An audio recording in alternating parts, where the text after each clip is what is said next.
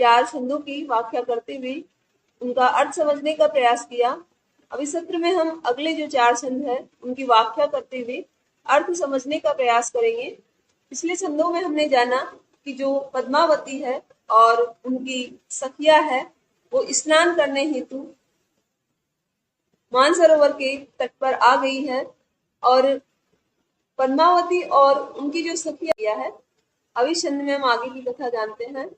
धरी तीर सब कंचु पिसारी, सरवर मह पेठी सब बारी, पाए नीर जानव सब बेली, फुलसई करही काम कई केली, करिल केस बिस हर बिस भरे, लहरे लेही कवल मुख धरे, नवल बसंत समारी करी, होई प्रकट जानहु रस भरी, उठी कोप जस दारी दाखा, भई अनंत प्रेम कई शाखा, सरिवर नहीं समाये संसारा, चांद नहाई पेट लई तारा, धनी सो नीर ससी करई हुई, अब कित दीठ कमल ओ हुई, चकई बिचुरी पुकारई कहाँ मिलहु नाम, एक चांद निसी सरग मह, दिन दूसर जल मह। इस छंद में जो कवि है उसने पद्मावती और उनकी सखियों के द्वारा मानसरोवर में उतरकर निरावरण स्नान करने का जो सौंदर्य है उसे बड़े ही सुंदर ढंग से चित्रित किया है। कवि कह रहा है कि पद्मावती और उसकी सखिया जब मानसरोवर के तट पर पहुंची तो उन्होंने क्या किया, सबसे पहले धरी तीर, धरी यानी रखा, तीर यानी तट पर या किनारे पर, सबने कंचू की साड़ी, कंचू की एक पहनने का वस्त्र होता है जिसको अंगिया भी बोला जाता है, और साड़ी यानी साड़ियां, की जो सारी सखियां थी उन्होंने अपनी अंगिया और साड़ियां उतार कर उस सरोवर के तट पर रख दी, अर्थात वो सारी निरावरण हो गई। और सरोवर मह, सरोवर के मह यानी भीतर, पेठी यानी उतर गई, सब बारी बारी बारी बारी से। और पद्मावती की जो सारी सखियां है वो बारी बारी से स्नान करने हेतु सरोवर के भीतर प्रवेश कर गई।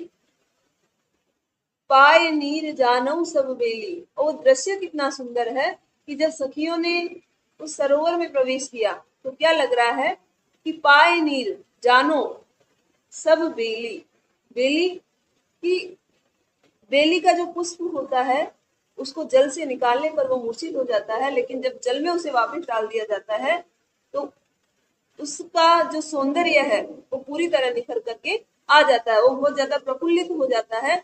उसी तरह से जो सखिया है वो जल में प्रवेश करने के पश्चात उस बेली के पुष्प की भांति, अर्थात बेल की भांति पूरी तरह से प्रफुल्लित हो उठी है, अर्थात उनका सौंदर्य कई गुना बढ़ गया है।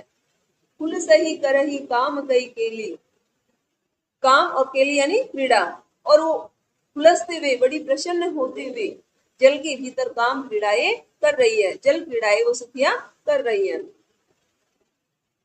करिल केस बिस हर बिस भरे, करिल यानी काले, केस बिस हर, बिस हर बोला जाता है सांप को, और बिस भरे बिस से भरे हुए।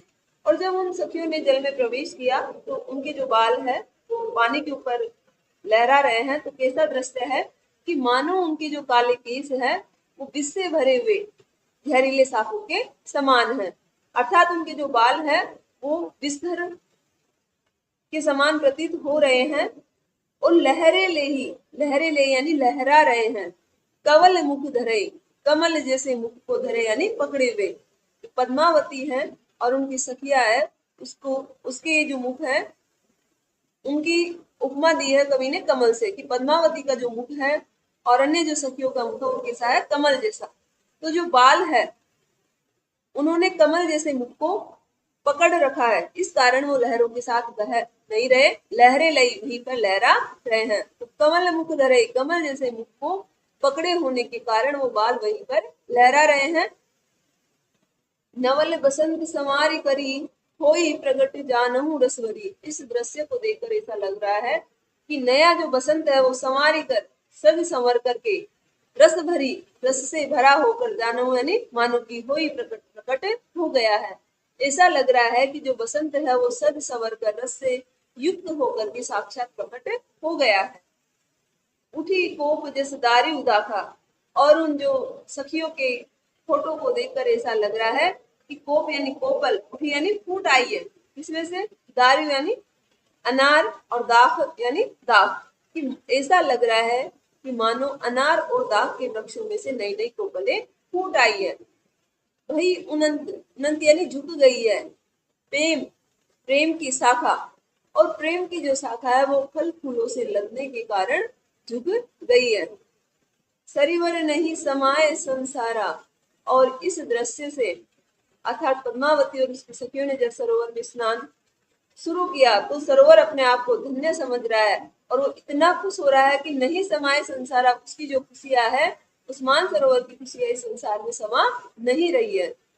और उसको उस दृश्य को देखकर ऐसा लग रहा है कि चांद नहाए पेट लई तारा, तारों को लेकर के चांद नहाने के लिए सरोवर में उतर आया है। या चांद से तात्पर्य पद्मावती से है और तारा जो सखिया है वो तारों का प्रतीक है।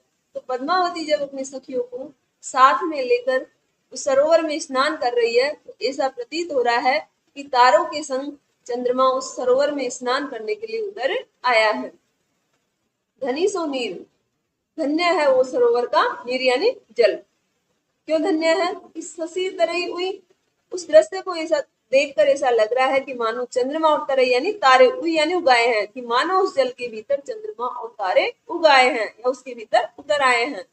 अब गीत दीठ कमल ओ कुई, सामान्य वे में जो सरोवर का तालाब है उसमें कमल और कुई यानी कुमुदनी दिखाई देते हैं, लेकिन जब कमल और कुमुदनी की जगह शशि और तारों ने ले ली है तो अब कित दीठ, कवि कह रहा है कि अब कमल और कुमुदनी को कहाँ देखा जाएगा, अर्थात कमल और कुमुदनी की जगह वहां कहाँ पर है।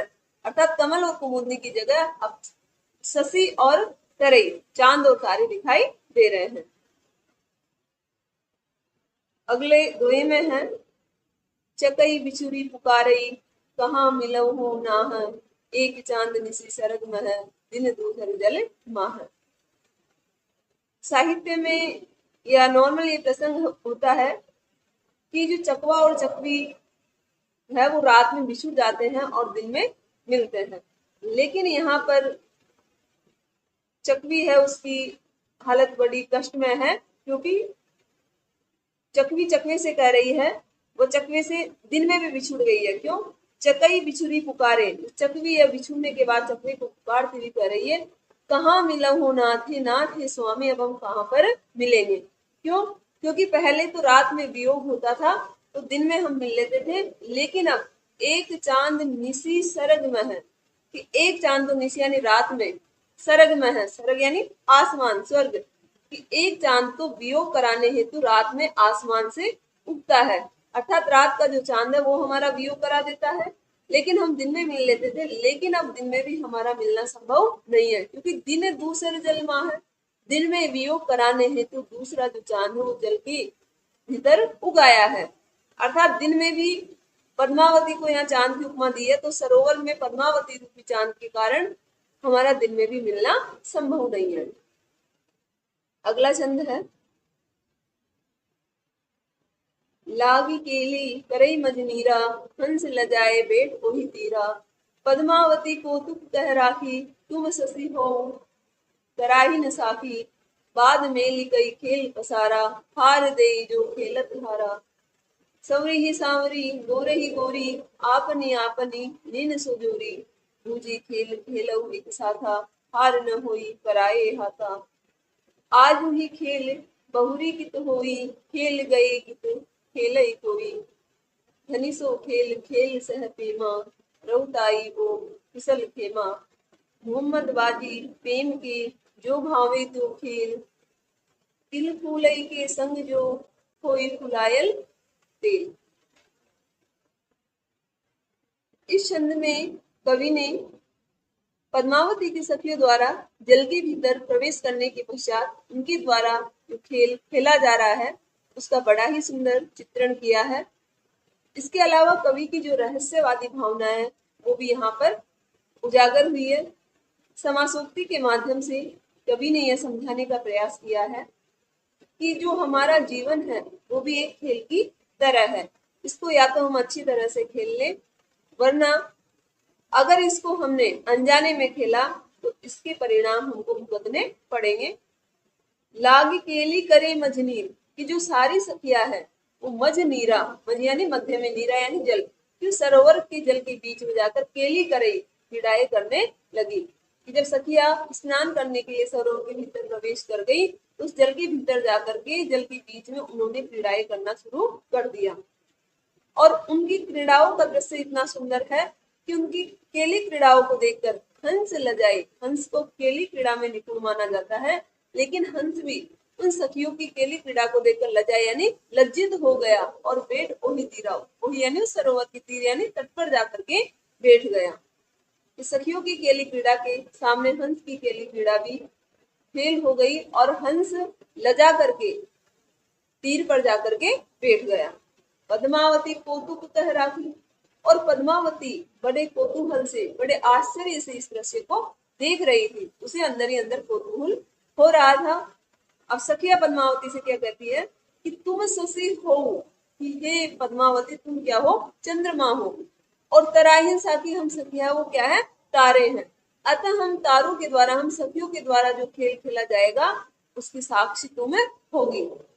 तो हम सब सखिया मिलकर एक खेल खेलते हैं और उस खेल की साक्षी तुम रहोगी, अर्थात तुम ये निर्णय करोगी कि खेल में कौन हारा और कौन जीता। बाद मेली के खेल पसारा, खेल पसारा यानी खेल शुरू कर दिया। बाद में मेली यानी मिलकर के, और बाद में उन सब सखियों ने मिलकर के एक खेल शुरू कर दिया। और खेल क्या है कि हार दे जो खेलत हारा। उन्होंने यह निर्णय किया कि इस खेल में जो भी हार जाएगा, हार दे, उसे अपना हार उस जीतने वाली सखी को देना पड़ेगा। और सखिया इस खेल के लिए राजी हो गई और उन्होंने क्या किया, सांवरी सांवरी की, सांवरी सांवरी ने अर्थात काली काली जो सखिया थी उन्होंने अपना ग्रुप बनाया, और गोरी ही गोरी और गोरी गोरी सखियों ने अपनी अलग टोली बना ली। आपने आपने लीन सो जोरी, अर्थात सांवरी सखियों ने सांवरी सखी के साथ और गोरी सखियों ने गोरी सखियों के साथ मिलकर अपनी जोड़ी इस खेल को खेलने हेतु बना ली। बूझी खेल खेलहु एक साथा।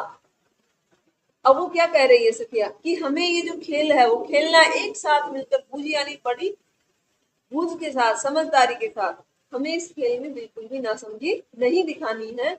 इस खेल को हमें बिल्कुल समझदार बन करके खेलना है। इससे क्या होगी, हार न होए पराये हाथा, ताकि पराये हाथों हमारी हार नहीं होए और हमें अपना हार उसे नहीं देना पड़े।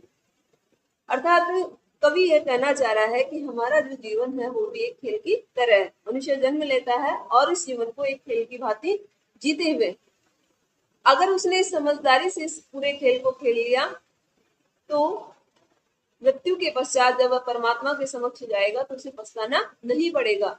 वरना अगर हमने इस खेल को समझदारी से नहीं खेला तो यह हार है, इस हार को सखियों को खोने का डर है। वो हार हमारे जीवन मूल्यों का प्रतीक है। तो अगर इस खेल में हमने ना समझी की, बेवकूफी की, तो जीवन मूल्य रूपी जो हार है उसे हमें खो देना पड़ेगा। तो आज ही खेल भौरी कित होई, खेल गए कित खेले कोई। सखिया कह रही कि आज इस खेल को खेल लो, फिर कित होए, फिर कहां पर इस खेल को खेलना होगा। खेल गए कित खेले कोई, खेल गए, खेल के समाप्त हो जाने पर खेले कोई, कौन इस खेल को खेलेगा। अर्थात हमारी जब मृत्यु हो जाएगी तो हम इस खेल को खेलने हेतु वापिस इस संसार में नहीं लौट पाएंगे। तो इस संसार में हम अपने जीवन को जितने अच्छे ढंग से जीना है उतने अच्छे ढंग से हमें अपना जीवन व्यतीत कर लेना चाहिए, वरना हमें अपने जीवन में सुधार हेतु दोबारा मौका नहीं मिलेगा। धनी सो खेल खेल सह पेमा, रउताई ओ कुशल खेमा। कि धन्य है वो खेल। कवि कह रहे हैं कि धनी सो खेल, ये खेल धन्य है। क्यों? पेमा, प्रेम से भरा हुआ। जो यह खेल है वो प्रेम से भरा हुआ है, प्रेम से पगा हुआ है। रउताई यानी प्रभुताई और कुशल यानी कुशलता। खेमा का अर्थ होता है एक साथ संभव नहीं। इस खेल में प्रभुताई और कुशलता दोनों एक साथ दिखाई दे रही है। ऐसी प्रभुताई और ऐसी कुशलता एक साथ फिर से संभव नहीं है। अगला दोहा देखते हैं। मोहम्मद बाजी प्रेम के जो भावे त्यो खेल। मलिक मोहम्मद जायसी कह रहे हैं कि ये जो बाजी है, ये खेल की जो बाजी है वो प्रेम की है, जो खेल है वो प्रेम का है। जो भावे त्यो खेल, जिसको जिस तरह से अच्छा लग रहा है उस तरह से इस खेल को खेल लेना चाहिए। क्योंकि तिल फूलई के संग जो होई फुलायल तेल। फुलायल का अर्थ होता है सुगंधित, और तेल तिल तेल, तिल का जो तेल है फूलई संग, फूलों का साथ हुआ करके, फूलों के संग रहने पर तिल का जो तेल है वो भी सुगंधित हो उठता है। अतः हमें इस जीवन को बड़े प्रेम के साथ, बड़े आनंद के साथ व्यतीत करना चाहिए, क्योंकि एक बार ये मौका हमारे साथ हाथों से चला गया तो ये मौका पीछे लौटकर नहीं आएगा। अगर काव्य का सौंदर्य की बात करें तो इसमें ठेठ अवधी भाषा का प्रयोग हुआ है। छंद की बात करें तो चौपाई, 7 चौपाई है, उसके बाद नीचे दोहा छंद है। और इसमें कवि ने उपमा उपमा अलंकार, उत्प्रेक्ष अलंकार, अनुप्रास अलंकार, इनका प्रयोग किया है। अगला छंद है सखी एक तेई खेल न जाना, वे अचेत मनिहार गवाना, कवल डार गही भी बेकरारा, कांसो पुकारऊ ओपन हारा, कित खेलई आयु एहि साथा, हार गवाई चलियो ले हाथा। घर पेठत पूछविया हारू, कौन उतर पाऊ पैसारू, ने नसीब आसू तस भरई, जानऊ मोती ग्रही सब डरई। सकिन कहा बोरी को किला, कौन पानी देही कौन न मिला, हार गवाई सो ऐसो रोवा, हेरी हेराई ले जाऊ होवा। लागी सब मिली हेरई, बूढ़ी बूढ़ी एक साथ, कोई उठी मोती ले काहू होगा हाथ। इस छंद में कवि ने उस दृश्य का चित्रण किया है जब एक सहेली थोड़ी असावधानी से उस खेल को खेलती है और अपना हार खो बैठती है। तो हार होने के बाद उस सहेली का जो दुख है, उसकी जो पीड़ा है, उसी को कवि ने इस छंद में अभिव्यक्त किया है कि सखी एक तेई, तो उनमें से एक जो सखी थी, खेल न जाना, उसको ये खेल खेलना नहीं आता था। और भे अचेत, अचेत यानी अचेतनता के कारण, बेहोशी के कारण या असावधानी के कारण उसने अपना मनिहार गंवाना, उसने उस खेल में अपना मनिहार खो दिया, अर्थात उसे अपना हार खो देना पड़ा। अब जब उसने हार को खो दिया तो वो क्या कर रही है, कमल डार, कमल का जो नीचे का जो हिस्सा होता है कमल डार, उसको गही यानी पकड़कर बेकरार बड़ी बेचैन हो रही है। वो कमल नाल को पकड़ करके बड़ी बेचैन हो रही है और सोच रही है कासो पुकारो ओ पनारा, मैं अपने हार के लिए किसे पुकारूं, अपने हार को ढूंढने के लिए किसे पुकारूं। अर्थात कवि ये कहना चाह रहा है कि हमने इस जीवन के खेल में अगर थोड़ी सी भी लापरवाही की तो हम अपने जीवन मूल्य रूपी हार को खो देंगे। और उस सखी ने इस असावधानी के कारण उस हार को खो दिया है। अब वो क्या सोच रही है, कित खेले आयु यही साथ था, अरे क्यों मैं इनके साथ ये खेल खेलने आई थी, मुझे तो ये खेल खेलना आता ही नहीं था, तो अच्छा यही होता कि मैं इनके साथ ये खेल खेलने ही नहीं आती और मुझे अपना हार नहीं खोना पड़ता। हार गवाई चलियो ले आता, अब क्या हो रहा है, मुझे जब मुझे खेल खेलना नहीं आया तो मैंने अपना हार गवा दिया है, खो दिया है, और अब हाथ में लेकर क्या जाऊं। घर बैठत पूछ भी हारू, कि घर में जैसे ही मैं बैठत यानी प्रवेश करूंगी, पूछे भी हारू, इस हार के बारे में मेरे से पूछा जाएगा कि जब मैं यहाँ से स्नान करने के बाद अपने घर को वापस आऊंगी और जब मेरे गले में वो हार नहीं दिखेगा तो घर वाले मेरे से जाते ही ये पूछेंगे कि वो हार कहाँ गया। तो कौन सा उत्तर दे करके पाऊ पेशारू, पाऊ पेशारू का अर्थ है प्रवेश पाना, किस जवाब को देकर के मैं उस घर में प्रवेश प्राप्त करूंगी, अर्थात किस तरह से मैं अपने घर वालों को संतुष्ट कर पाऊंगी और उस घर में प्रवेश कर पाऊंगी। यह सोच करके वो सखी है वो बड़ी व्याकुल हो गई। ने नसीब, और उसके जो नेत्र है किसके समान लग रहे, सीप की भांति, तो सीप जैसे नेत्र से आंसू कस भरे, आंसू उसके भराए, कि उसकी आंखों में आंसू भराए, और सीप जैसे उसकी आंखें हैं उनमें भरे हुए आंसू कैसे लग रहे हैं, जानो मोती गिरे सब गिरे, सीप से क्या गिरते हैं, मोती। तो ऐसा लग रहा है कि उसकी सीप जैसी जो आंखें हैं उनसे आंसू रूपी जो मोती है वो गिर रहे हैं। अब उसको रोते हुए देखकर सखिया उसके पास जाती है और कहती है, सखी ने कहा बोरी को किया, हे भूली कोयल, अपनी सखी को वो कोयल करके संबोधित कर रही है कि हे भोली कोयल, कौन पानी जेहि पौन न मिला। तुम किस तरह क्यों रो रही हो कि कौन पानी, ऐसा कौन सा पानी जेहि पौन न मिला, जिसमें पवन नहीं मिलती, अर्थात जिसमें पवन के कारण हिलोरे नहीं उठती। इससे तात्पर्य है कि जीवन में सुख और दुख सदैव चलते रहते हैं। सुख के बाद दुख और दुख के बाद सुख अवश्य आता है। ऐसा किसी का भी जीवन नहीं है जिसमें सुख के बाद दुख नहीं आया हो। तो कौन पानी जेहि पौन न मिला, ऐसा कोई पानी नहीं है जिसमें पवनों के कारण लहरें नहीं उठी हो। हार गवाई सो ऐसो रोवा, हार को गवाकर इस तरह रोने से कोई फायदा नहीं है। हेरी हेराई ले जो हुआ, कि हम सब मिलकर के, तुम भी हेरो और हम भी उस हार को हेरने में तुम्हारी सहायता करते हैं। जो खोआ, जिस हार को तुमने खो दिया है उसको प्राप्त करने के लिए हम सभी मिलकर के प्रयास करते हैं।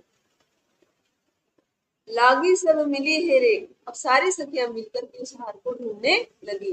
बूढ़ी बूढ़ी एक साथ, वो एक साथ उस जल में डुबकियां लगाने लगी। और जब सखियों ने जल में डुबकी लगाई तो कोई उठी मोती ले, किसी के हाथ में तो क्या था, मोती था, काहू घोंगा हाथ, और किसी के हाथ में घोंगा था। अर्थात कहने का ये तात्पर्य है कि उस परमात्मा को यदि हमें प्राप्त करना है तो हमें साधना की गहरी डुबकी लगानी पड़ेगी। अगर किसी ने साधना की गहरी डुबकी लगाई है तो उसे परमात्मा रूपी जो मोती है वो अवश्य मिलेगा। और यदि हमने उथली डुबकी लगाई तो हमें घोंगा अर्थात व्यर्थताई हाथ लगेगी। तो प्रेम की पूर्णता के लिए हमें प्रेम रूपी साधना में पूरी तरह डूबना आवश्यक है, वरना हमारा जीवन व्यर्थ है। हमें घोंगे की भांति व्यर्थता के अलावा कुछ नहीं मिलेगा। काव्य का सौंदर्य, इसमें भी चौपाई और दोहा छंद का प्रयोग हुआ है। भाषा ठेठ अवधि है और वर्णों की आवृत्ति के कारण, जैसे हेरी हेराई, इसमें अनुप्रास अलंकार है। अगला छंद हम देखते हैं। कहा मानसर चाह सुपाई, पारस रूप इहा लगी आई, भा निर्मल तिन पायन परसी, पावा रूप रूप के दरसे, मलय समीर वास तन आई, भा शीतल पई तपनी बुझाई, न जनो कौन कौन ले आवा, पुण्य जसा भी पाप गवावा, तत्क्षण हार बेगी उपिराना, पावा सखिन चंद बिहसाना, विगसा कुमुद देखी शशि रेखा, भेत है ओप जहां जो ही देखा, पावा रूप रूप जस चहा, शशि मुख जनु दर्पण हो रहा, नयन जो देखा कमल भा, निर्मल नीर शरीर, हसत जो देखा हंस भा, रसन ज्योति नग हीर। इस खंड में जो ये छंद है वो बड़ा महत्वपूर्ण छंद है। इस छंद में कवि ने पद्मावती का जो पर ब्रह्म स्वरूप है उसको चित्रित किया है। पद्मावती एक राजकुमारी के साथ साथ एक पर ब्रह्मणी स्वरूप में भी चित्रित की गई है और उसका जो सौंदर्य है वो अनंत है, सर्वव्यापक है। उसके सौंदर्य के प्रभाव से कोई भी अछूता नहीं रह गया है। इसी का चित्रण करते हुए कवि कह रहा है कि कहा मानसर चाह सुपाई। पिछले समय में हमने देखा कि जो सखिया है वो खेल में अपने हार को खो चुकी है और जब सारी सखिया उस हार को ढूंढने लगी तो अंत में पद्मावती ने भी उस हार को ढूंढने के लिए उस मानसरोवर के भीतर प्रवेश किया। और जैसे ही पद्मावती ने मानसरोवर के भीतर प्रवेश किया, मानसरोवर अपने आप को धन्य समझने लगा, वो कृतार्थ हो उठा और वो मन ही मन सोचने लगा कि मैंने जो चोरी की थी, हार की जो चोरी की थी, मेरी वो चोरी स्वीकार हो गई। मानसरोवर ने चोरी इसलिए की थी कि मैं पद्मावती के पैरों का स्पर्श पा सकूं और अंततः पद्मावती को उस हार को ढूंढने के लिए मानसरोवर में उतरना पड़ा।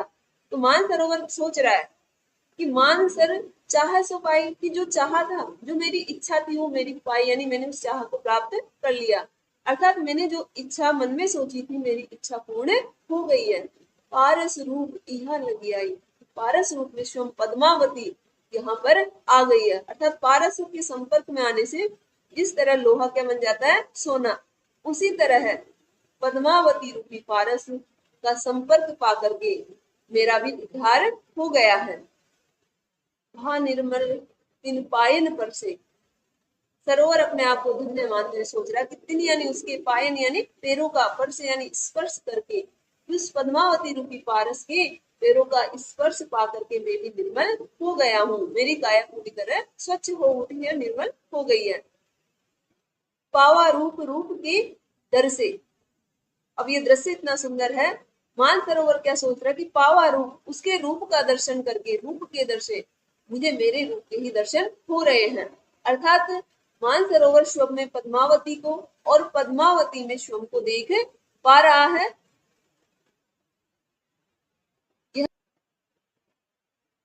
इस दृश्य में रामचरितमानस में भी एक पंक्ति थी कि जाकी रही भावना जैसी, प्रभु मूरत देखी तिन तैसी। वही दृश्य यहाँ पर, अर्थात जिसने भगवान राम को जिस भावना से देखा, उन्हें उसी तरह का दर्शन, उसी तरह की रूप का दर्शन उनमें हुआ।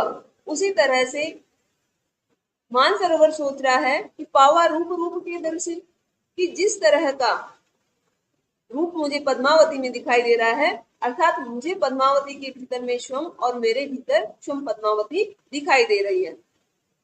मलय समीर वास तन आई, भा शीतल पई तपनी बुझाई। पद्मावती के शरीर से जो सुगंधी आ रही है वो ऐसा लग रहा है कि मलय समीर, मलय पर्वत से आने वाली हवा हो। वास्तनाई, कि उसके शरीर से आने वाली सुगंधी मलय पर्वत से आने वाली वायु की भांति प्रतीत हो रही है। और भा शीतल, इससे मेरा दिल बिल्कुल शीतल हो गया है। फिर तपनी बुझाई, और मेरी जो तपन थी मेरे दिल में, जो तपन थी वो पूरी तरह बुझ गई है और मैंने शीतलता को प्राप्त कर लिया है। न जनऊ कौन कौन ले आई, न जाने कौन सी पवन पद्मावती को मेरी तरफ खींच करके ले आई है। पूर्ण दशा, इस कारण मैंने ऐसी पूर्ण दशा को प्राप्त किया है। भाई पाप गवावा, और मेरे सारे जो पाप है वो नष्ट हो गए हैं।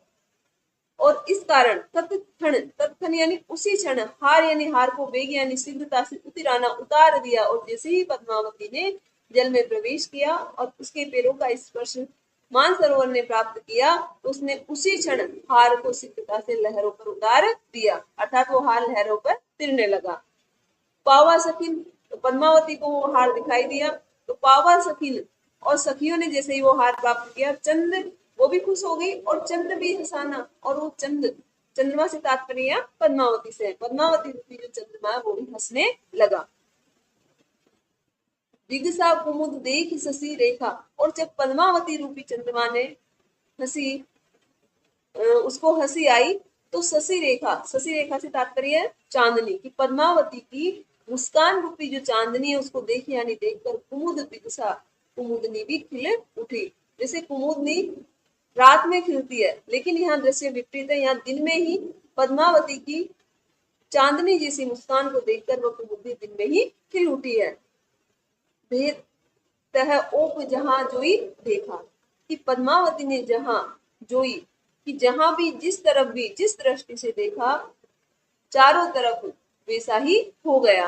कि जिस तरह से जिस रूप में उसने दृष्टि डाली, चारों तरफ वैसा ही प्रभाव हो गया। पावा रूप रूप जैसे चाहा, कि जिसने जैसा रूप चाहा उसे वह उसी रूप में दिखाई दी। वही रामचरितमानस में जो पंक्ति आई है कि जाकी रही भावना जैसी, प्रभु मूरत देखी दिन तैसी, कि भगवान राम को जिसने जिस दृष्टि से देखा, उसे उसी तरह का दृश्य या उसी तरह की छवि उन्हें राम में दिखाई दी। तो वही दृश्य पद्मावती को देखकर, कि पद्मावती को जिसने जिस रूप से देखा, जिस दृष्टि से देखा, उसे वह उसी रूप में दिखाई दे रही है। शशि मुख जनु दर्पण होड़ रहा, कि उसका चंद्रमा रूपी जो मुख है, पद्मावती का जो मुख चंद्रमा जैसा है, दर्पण होड़ रहा, क्या बन गया है, मानो को दर्पण बन गया है। दर्पण में मनुष्य को साक्षात अपनी छवि दिखाई देती है, तो पद्मावती में भी पद्मावती के चांद जैसे चेहरे को देखकर उसी तरह दर्पण जैसा ही आभास हो रहा है। नयन जो देखा कमल भा, कि पद्मावती के जो नेत्र है वो किसके प्रतिबिंब, कमल यानी कमल के, कि मानसरोवर में जो कमल खिल रहे हैं, तो पद्मावती के नेत्रों को देखकर ऐसा लग रहा है कि जो उसके नेत्र हैं वो उस कमलों के प्रतिबिंब है। निर्मल नीर शरीर, और उसका जो शरीर है वो निर्मल नीर, मानसरोवर का जो स्वच्छ जल है उसके शरीर का प्रतिबिंब है। हसत जो देखा हंस भा, कि पद्मावती ने जैसे ही हंसते हुए देखा तो राजहंसों की सृष्टि हो गई, अर्थात उसकी जो हंसी है वो राजहंसों का प्रतिबिंब है। दसन ज्योति, उसके दांतों की जो ज्योति यानी चमक है, अर्थात उसने हंसते हुए जिधर भी दृष्टि डाली तो उसके दांतों की ज्योति को देखकर ऐसा लग रहा कि नग हीरे जवाहरतों की सृष्टि हो गई है। अर्थात पद्मावती का जो सौंदर्य है वो सर्वव्याप्त हो गया है।